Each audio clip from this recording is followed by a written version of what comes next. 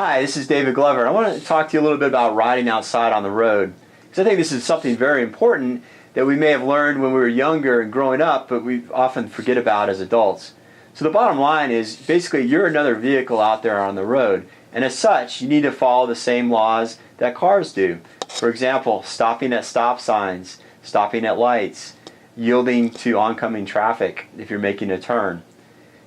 I've found as a cyclist that even though you are a vehicle, cars may not treat you that way. So you need to be very respectful of vehicles and give them as much advance warning as possible, as well as try basically to stay out of the way as much as possible. So by this I mean, when you're riding, always ride to the right. As far if there's a shoulder, ride on the shoulder. If it's safe. If it's not safe, then come out a little bit into traffic. When riding on roads, always ride single file if you're with another cyclist. Don't ride two abreast. You take up the road.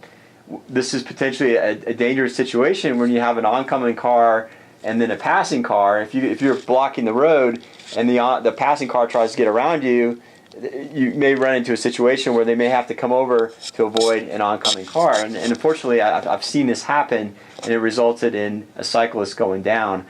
So be very mindful of that.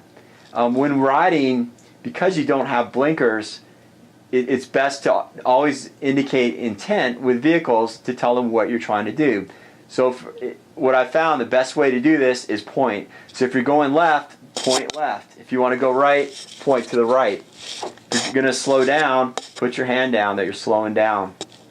This applies to other cyclists as well. So if you're riding with someone or someone just happens to be around you, by signaling intent and also doing a verbal communication, you're less likely to run into an issue where someone runs into the back of you or turns in front of you.